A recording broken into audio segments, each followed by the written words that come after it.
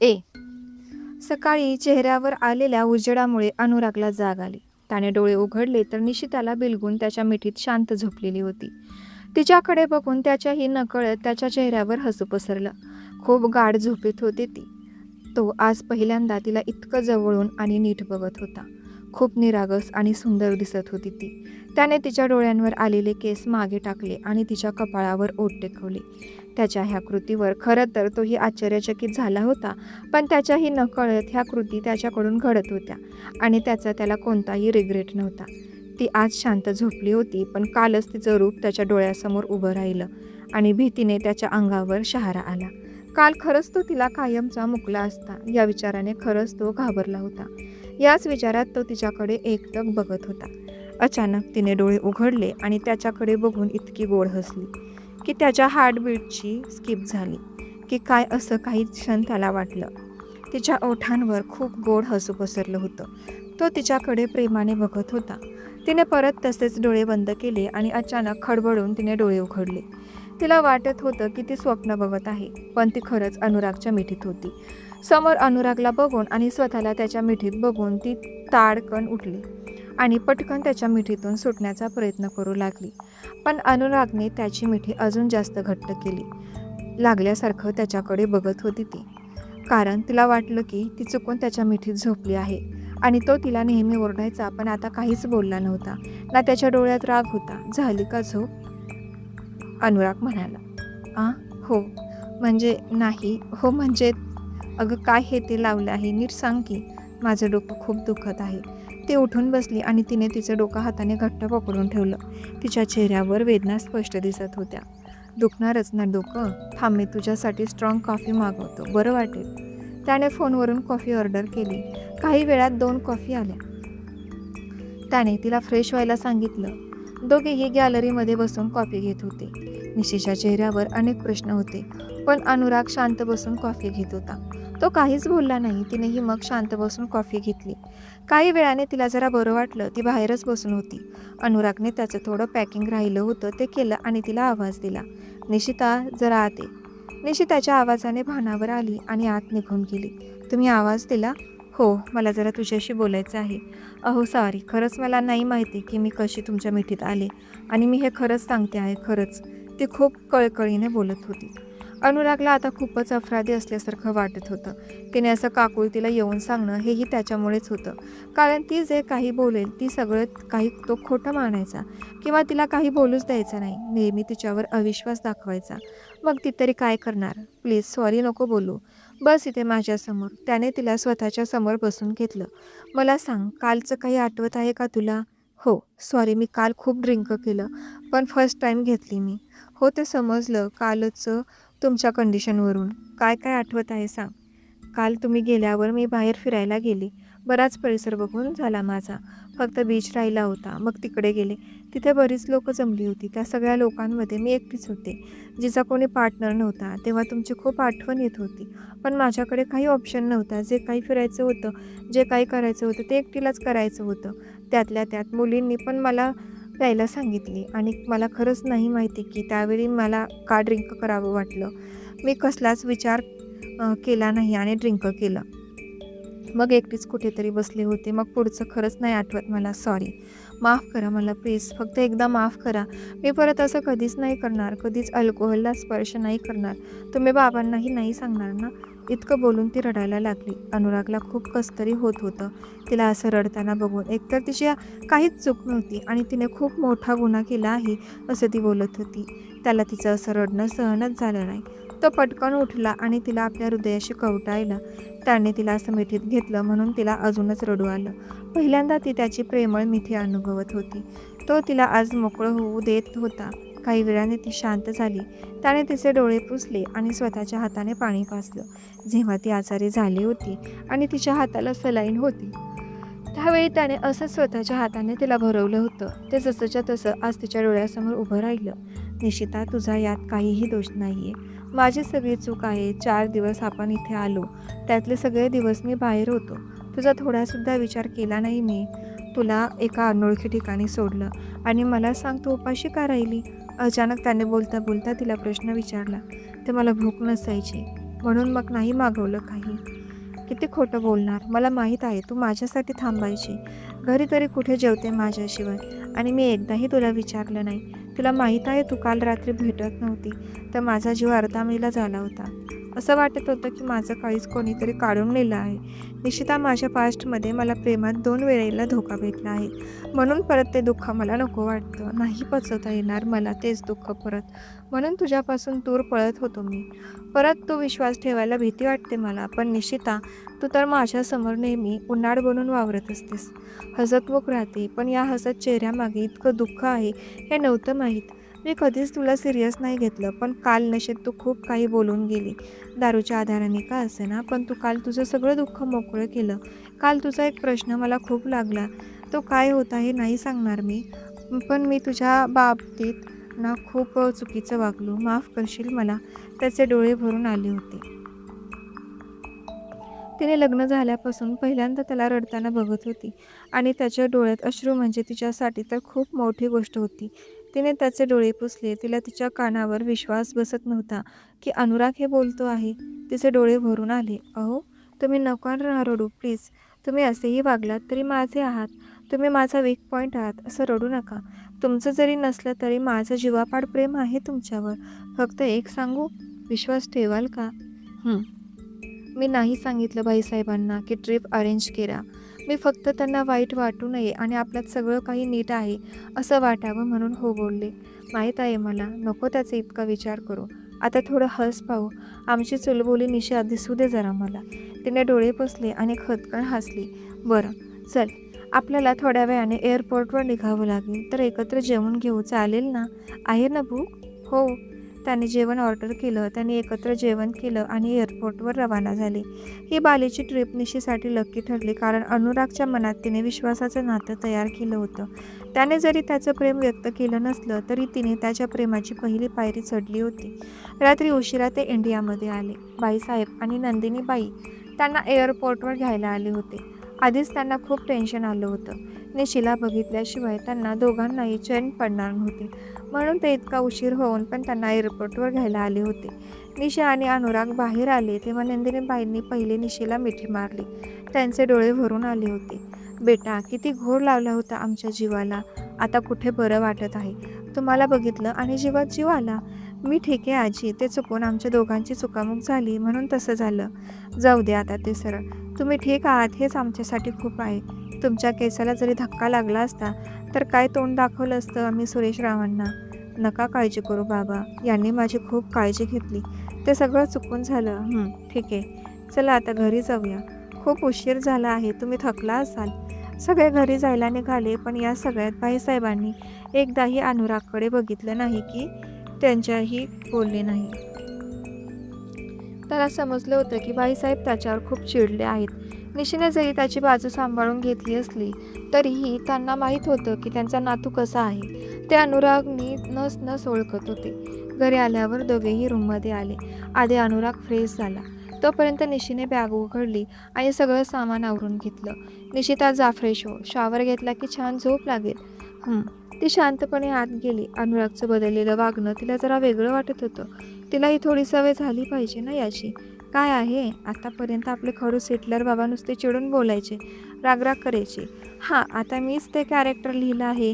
पण आता मीच त्याला जर हिरो बनवते. स्टोरीचा हिरो आहे तो, विलन नाही. ती फ्रेश होऊन बाहेर आली तोपर्यंत अनुराग जागा होता. तिने आवरलं आणि सोफ्यावर आडवी झाली. तेव्हा कुठे तो झोपला. पण त्याला आता बाईसाहेबांची भीती वाटत होती. टेन्शन आलं होतं त्याला. ते बोलतील की नाही. तो किती रागीट तापट आला तरी बाईसाहेबांसमोर ती कमजोर पडायची.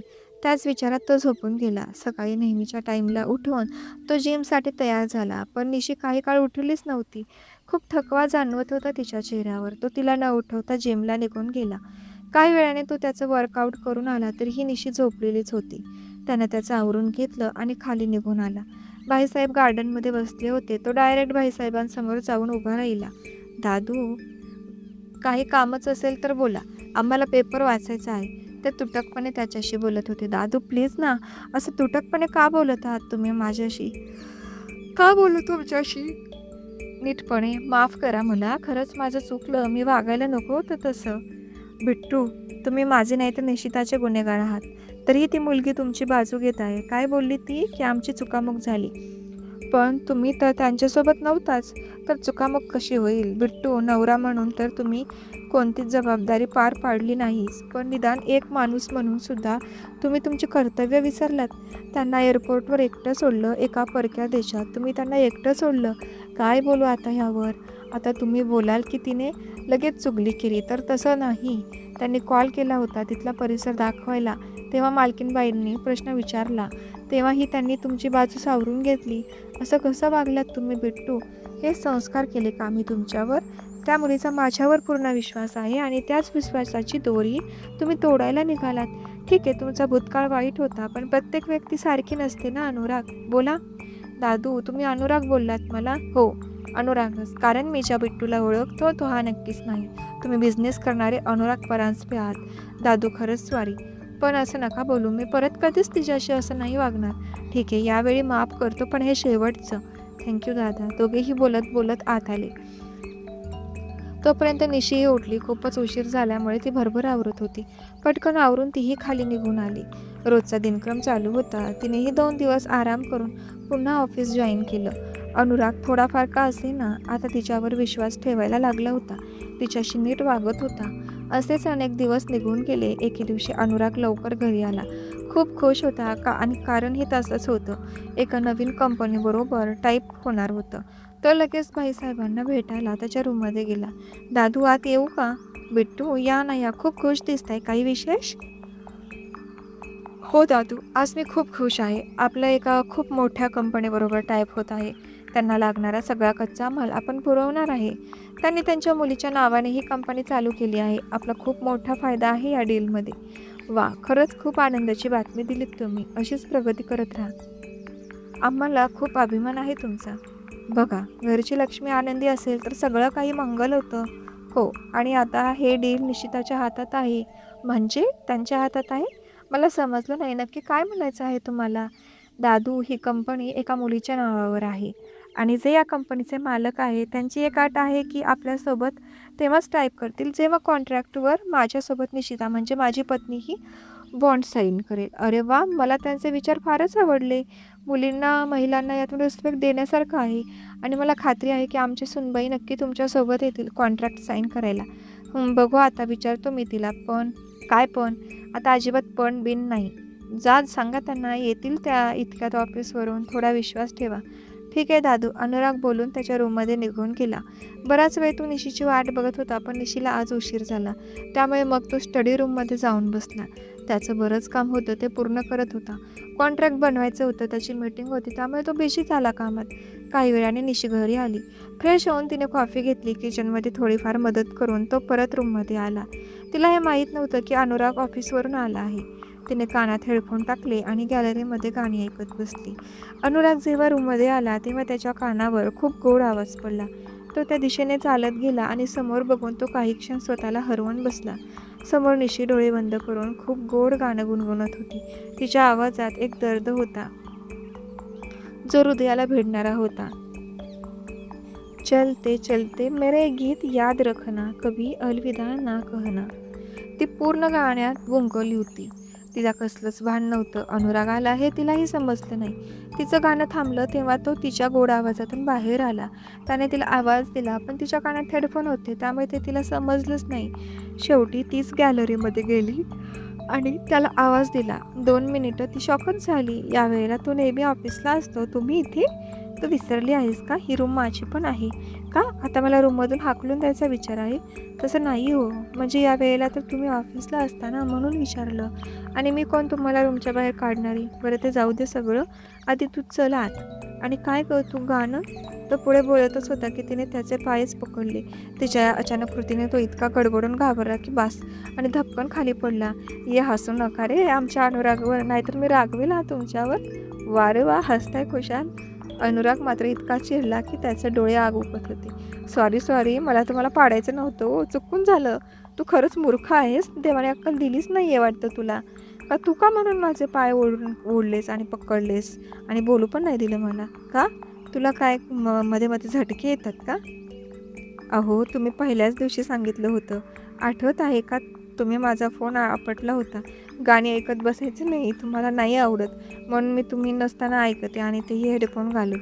आता मी मोठ्याने बोलत होते म्हणून मी सॉरी बोलले.